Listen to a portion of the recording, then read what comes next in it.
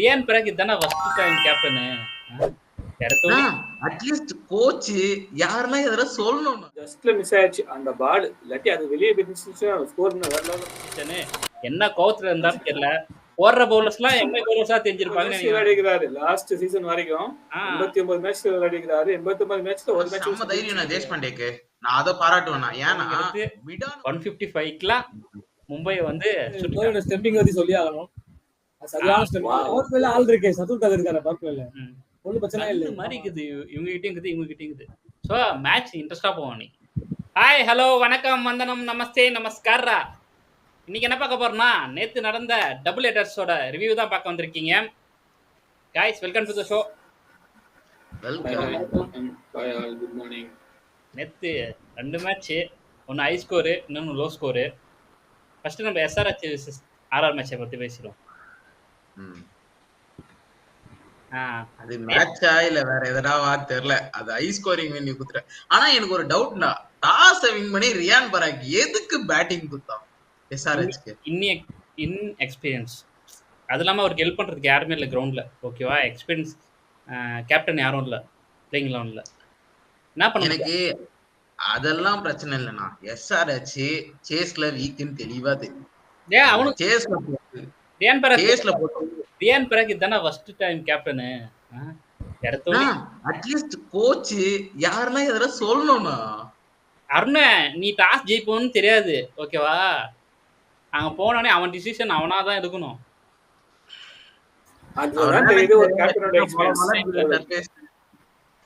அவரு என்ன நினைச்சிருப்பாருன்னா மொடக்கு சர்ஃபேஸ் போட்டு ஒரு 200 பிளேயரை ஸ்டிக் பண்ணனா நம்ம திருப்பி வியூ எங்கனா வர சான்ஸ் இருக்குன்னு நினைச்சிருப்பாரா? ஆனா அதுக்கு ஏத்த மாதிரி இங்க பாரு க்ளோஸா தான் போனாங்க. ஓகேவா? ரொம்ப மார்ஜின்லாம் ஜெயிக்கல. நான் இல்லன்னா சொல்லலாம். சரி ஓகே இரு.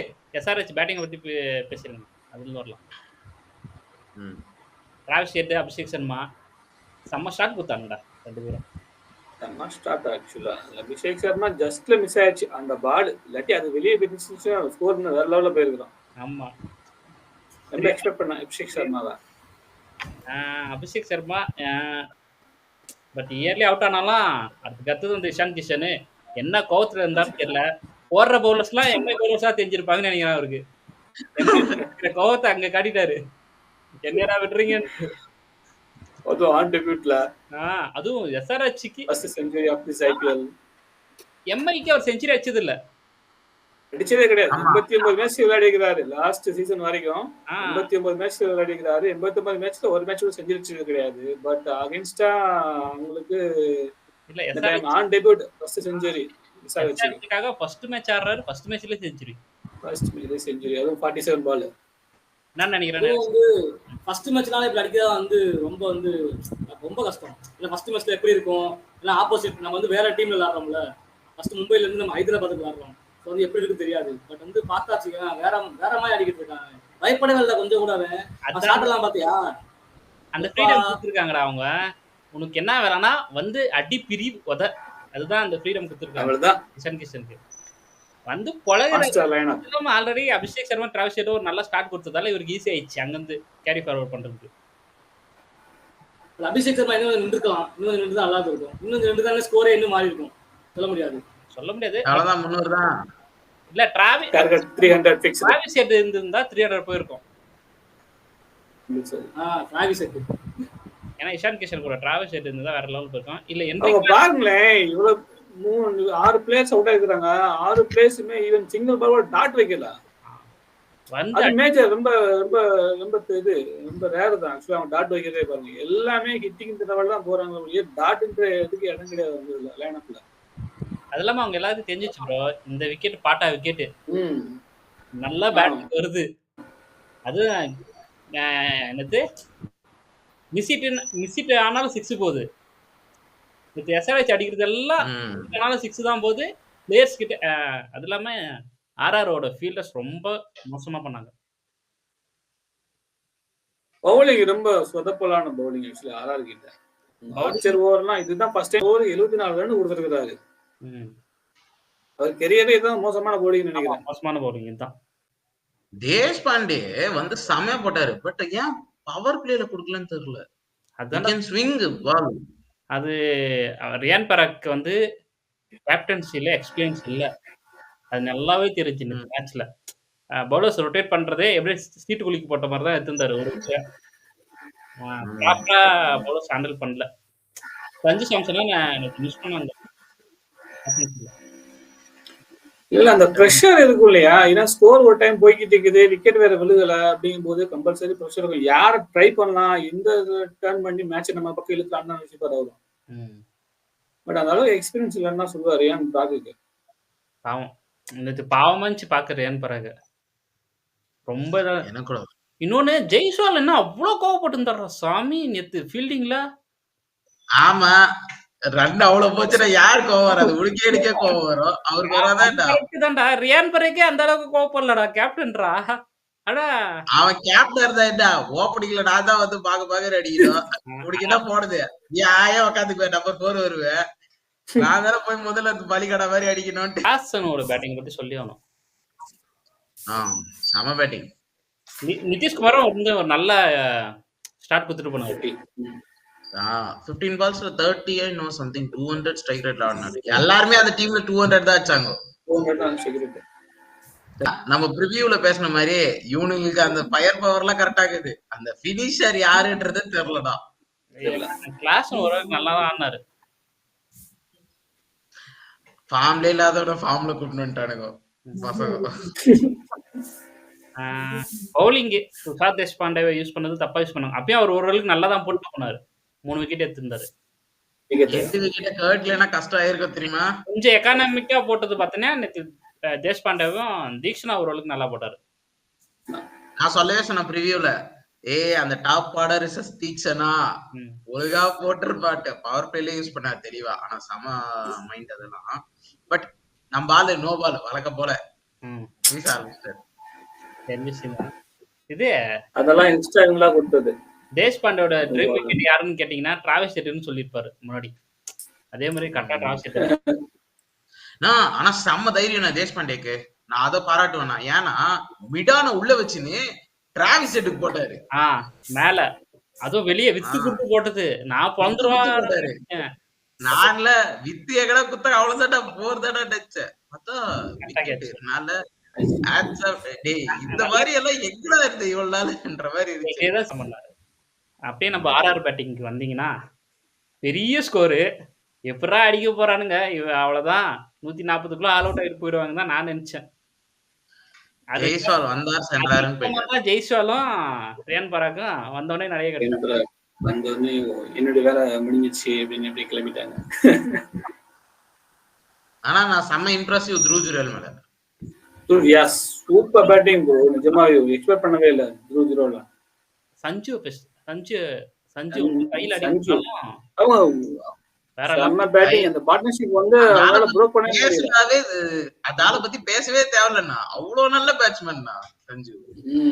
சஞ்சு அப் டு 12 அவங்களே 15 ஓவருக்கு நின்றுதாங்க. அந்த ஸ்கோர் ஆல்மோஸ்ட் கொஞ்சம் ரீச் பண்ணுவான்னு நான் யோசிக்கிறேன்.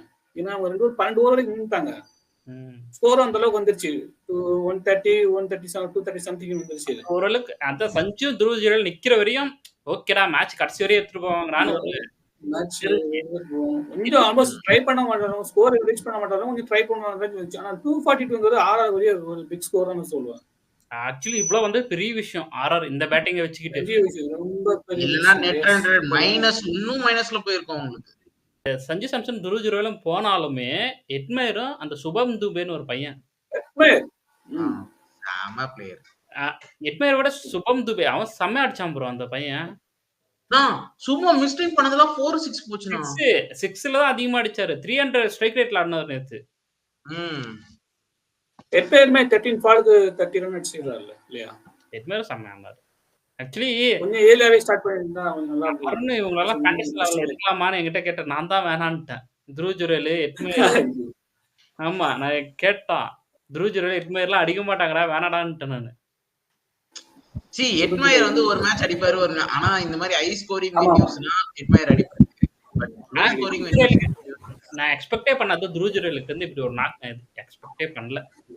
எதுக்குடா எனக்கு 12 கோடி டீர்விஸ்ட் வருது. அதுவுமே அவங்க பவுலிங் அந்த அளவுக்கு ஒர்த்து இல்ல எஸ்ஆர்ஹெச். ஏன்னா பேட் கமிங்ஸ் நேத்துலாம் படபடன்னு பொழந்துட்டாங்க. பேட் கமிங்ஸ் சமயம் பாருங்க 30 ஓவருக்கு 3 ஓவருக்கு 30 ரன் சொல்லி நீங்க பேட்ஸ்மேனை விட பவுலர்ஸ் தான் அதிக 50s அடிச்சிருக்காங்க. ஃபுல்லா மேட்ச் பார்க்கும்போது ஒரு 6 போகுது. அப்ப கேமரா ஃபுல்லா ரியான் பராக் மேலதான் போகுது. பட் வந்து ரியான் பராக் வந்து எவ்வளவுதான் காண்டாலும் கேட்ச் பிடிக்காம பாத்திருக்கியா? எதுவுமே இது பண்ணாம நீட்டா கேட்ச் பிடிச்சு நீ ரியான் பராக்ல குறைய சொல்ல முடியாது. கேட்ச் பிடிப்பான். ஓகே, நெக்ஸ்ட் நம்ம நெக்ஸ்ட் மேட்ச் மூவ் பண்ணலாம். L Clasico CSK vs Mumbai. First toss ஜெயிச்ச நான் ருத்ராஜ் டாஸ் ஜெயிக்கணும்னு நினைச்சேன். டாஸ் வின் பண்ணிட்டாரு. டாஸ் வின் பண்ணி பவுலிங் எடுத்து 155க்குல மும்பை வந்து சுட்டுட்டார்.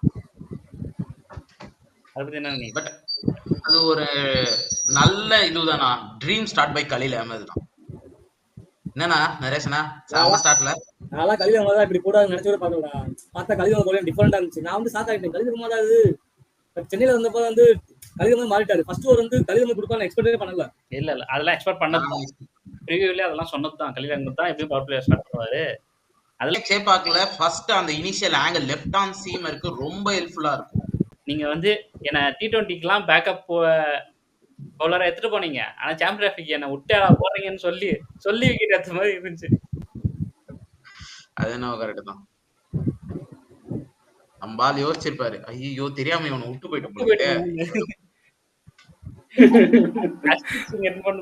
போயிட்டலாம். சும்மா தனி தூக்கி இருப்பான். ரோஹித் சர்மா ஏர்லியா விக்கெட் எடுக்க போறா சரியா. ஆமா, இல்லாட்டி ரோஹித் சர்மா ஏர்லியா ஸ்கோர் லோல போயிருக்கும். இன்னொன்னு ப்ரோ, ரோஹித் சர்மா பிராக்டிஸ் வராம உட்காந்து எங்கேயோ போயிருந்தாரு. மால்தீவ்ஸ் போயிருந்தாரு எங்க ஆளு. அதுக்கு ஒரு பாட்டே இருக்குது. ஒரு பாட்டே இருந்துச்சு, ஒரு வீடியோ இருந்துச்சு. நான் அப்புறமா அனுப்பிச்சு அந்த வீடியோ பாருங்க. எல்லாம் போயிட்டு இருப்பாரு. விராட் கோலி பிராக்டிஸ் பண்ணுகிறாரு, எம்எஸ் தோனி பிராக்டிஸ் பண்ணுகிறாரு, சூரியகுமார் யாதவ் பிராக்டிஸ் பண்ணுறாரு. நம்ம சைக்கிள் ஓட்டிட்டு இருந்தாரு. அதுல வந்து இந்த நம்ம ருத்ராஜோட கேப்டன்சி வந்து நான் ரொம்ப பாராட்டுவேன். ஏன்னா 3 விக்கெட் போனதுக்கு அப்புறமும் அகேன்ஸ்ட் பார்ட்னர்ஷிப் பில்ட் பண்றதுக்காக திலக் வர்மா அண்ட் சூரியகுமார் யாதவ் கொஞ்சம் இது பண்ணிட்டு இருந்தாங்க இல்லையா.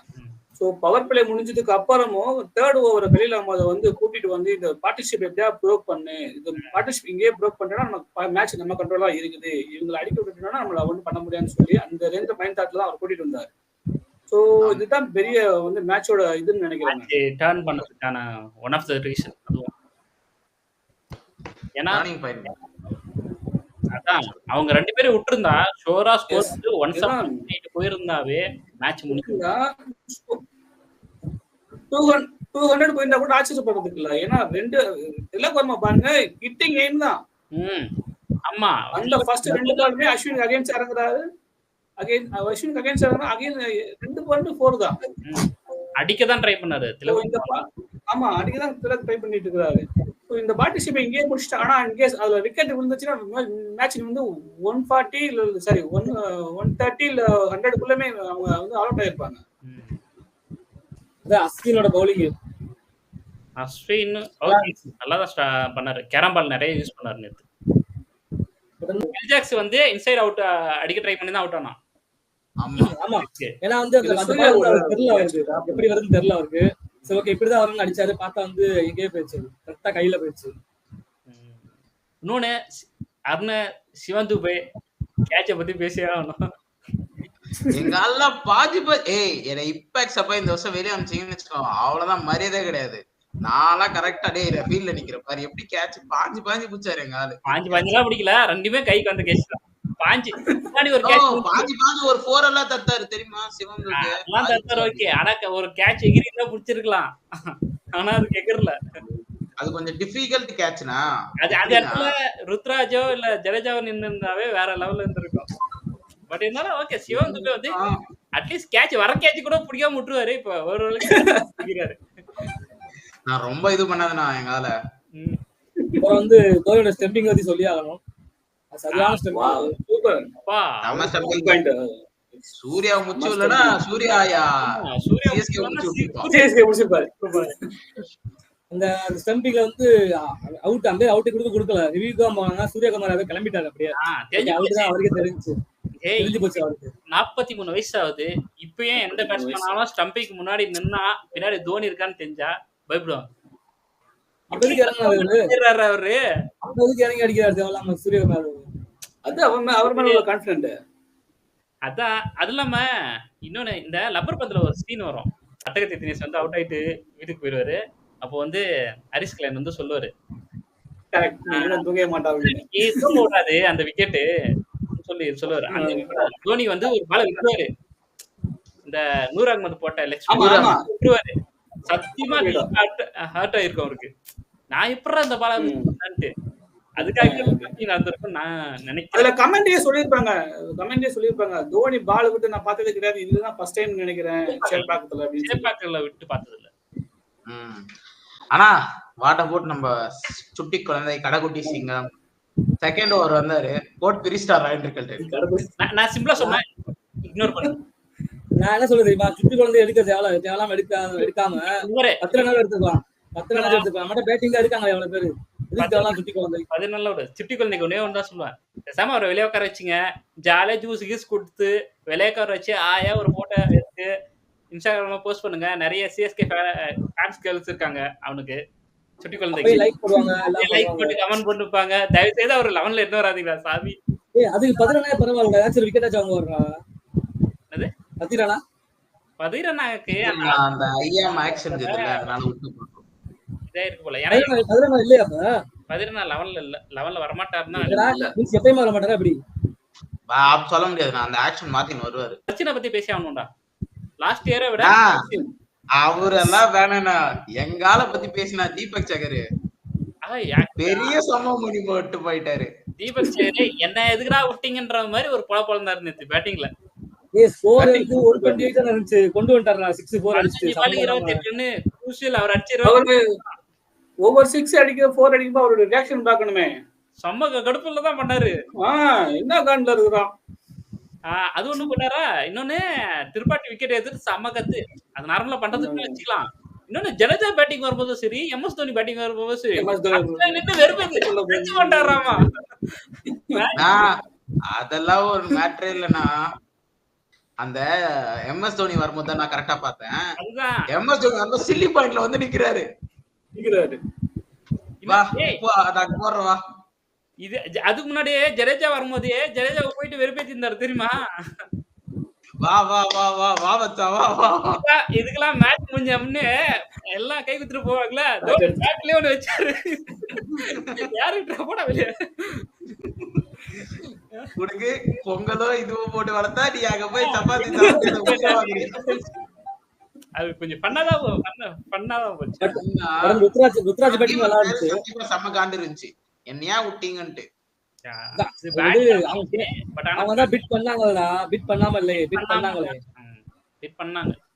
ருத்ராஜ் பேட்டிங் நல்லா இருந்துச்சு.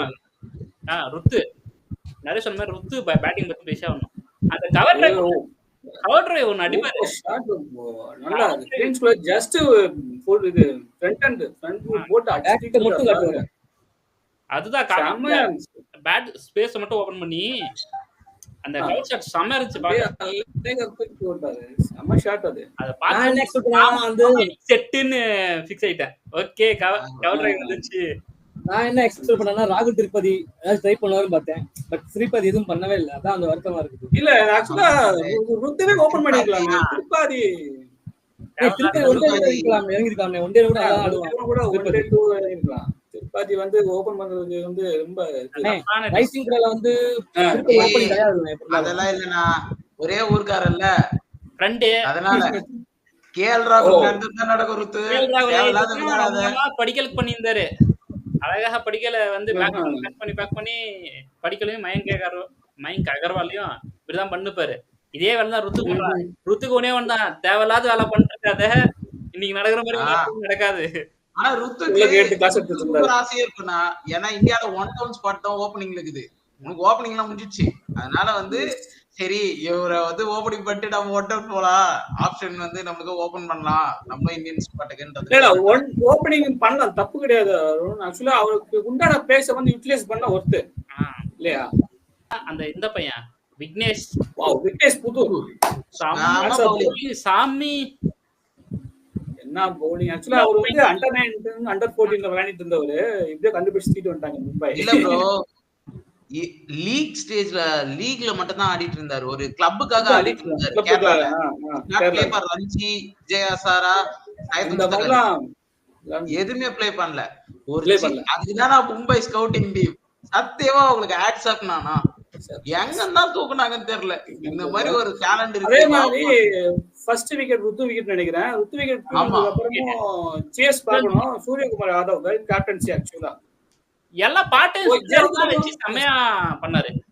அவரை நல்லா இது பண்ணாங்க. எல்லா கிரெடிட்ஸுமே அவருக்கு தான் போகும். நல்லா அவர் வந்து சேஸ் பண்ணாங்க. சூப்பரா இருந்துச்சு. பாக்குறதுக்கே ரொம்ப அழகா ஒரு போஸ்ட்மேன்ஷிப்ன்றது அதுதான் நினைக்கிறேன். செம்மையா இருந்துச்சு அது. இன்னொன்னு ப்ரோ, நேத்து ஸ்கேம் பண்ணதே இந்த சிவன் துபே தான் ப்ரோ. நான் அந்த ஓவர்ல ஒரு 6 வந்துச்சுனா தாவலாம அந்த பால் அடிக்க போய் correct back to back wicket விட்டது காரணமே சிவன் துபே.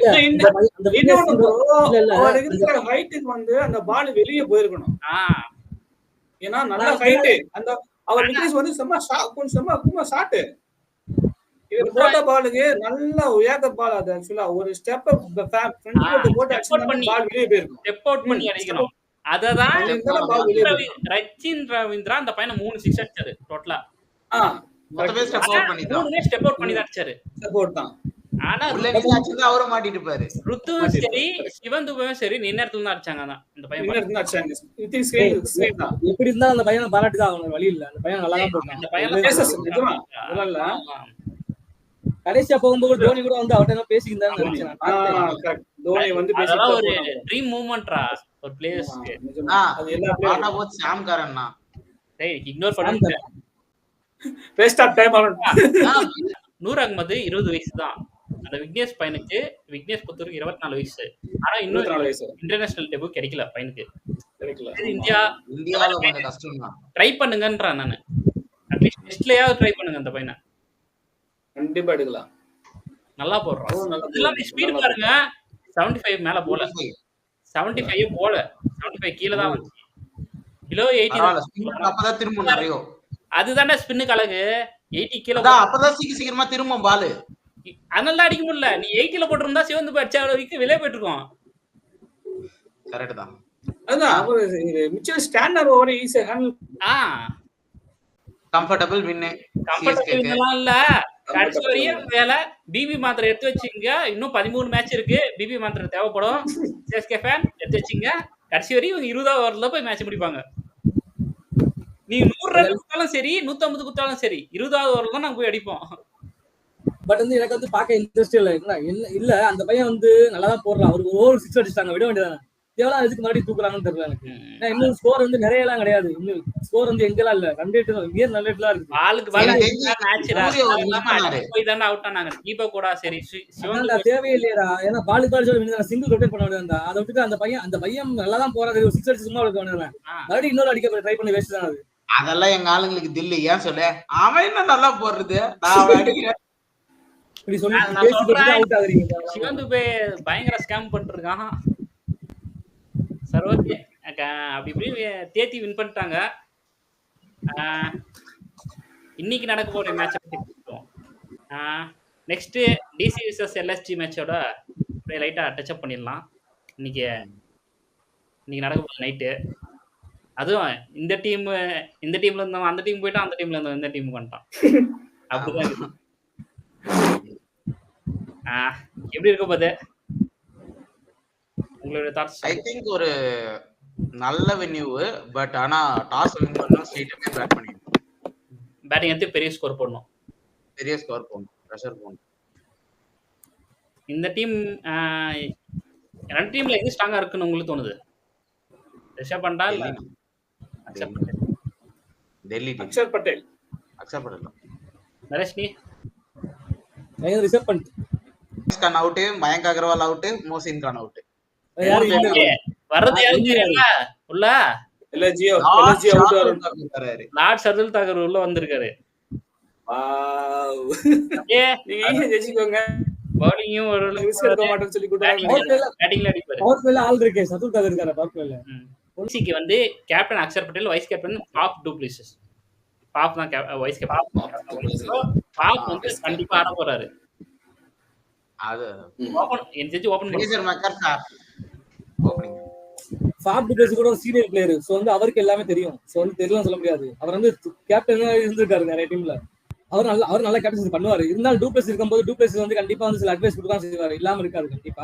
ஓகே தான். பட் எல்ஐஜில வந்து ஓப்பனிங் காம்பினேஷன் தான். அது எப்படி செட் பண்ணி வர்றாங்கன்னு இன்னைக்கு தெரிஞ்சிடும். பீச் பாஸ் விசஸ் ஏடம் மார்க்கரம். ரெண்டு பேரும் ஓபன் பண்ண போறாங்க. பாக்குவோம். மேபி ஆனா பேட்டிங் லைன் கன்னு மாதிரி இருக்குது. இவங்க கிட்டயும் இருக்குது, இவங்க கிட்டயும் இருக்குது. சோ மேட்ச் இன்ட்ரெஸ்டா போவோம் இன்னைக்கு. கண்டிப்பா போவோம். சரி, குயிக் ப்ரெடிக்ஷன் யார் வின் பண்ணுவா இன்னைக்கு? வந்து இன்னைக்கு வந்து எல்எஸ்ஜி வின் பண்ணணும்னு நினைக்கிறேன். ஏன்னா வந்து ரிசர்வ் பண்றது புதுசா காட்டல, எல்எஸ்ஜி காட்டுறா இருக்காரு. சோ வந்து நல்ல டீமை வழிநடத்தான் நினைக்கிறேன். நீங்க என்ன நினைக்கிறீங்க? அதான் உன் ப்ரெடிக்ஷன் யாரு இன்னைக்கு?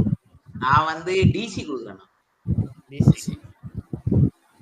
நானும் டிசி தான் போறேன். நானும் அருணை வழிமொழிகிறேன். டிசி தான் ப்ரோ போறேன். எனக்கு எல்எஸ்ஜி டவுட்டா தாங்க. அப்பனா நான் எல்எஸ்சி போறேன். நீ ஏன் நரேஷும் எல்எஸ்ஜி, நானும் அவனும் டிசி சொல்றோம். வீடியோ பிடிச்சிருந்தா லைக் பண்ணுங்க, ஷேர் பண்ணுங்க, மறக்காம சப்ஸ்கிரைப் பண்ணிடுங்க. கமெண்ட் செக்ஷன்ல கமெண்ட் பண்ணுங்க யார் வின் பண்ணுவாங்க. அண்ட் பெல் ஐகானை தூக்கி ஆல்ல போட்டுக்கோங்க. We will back again tomorrow. Cheers guys.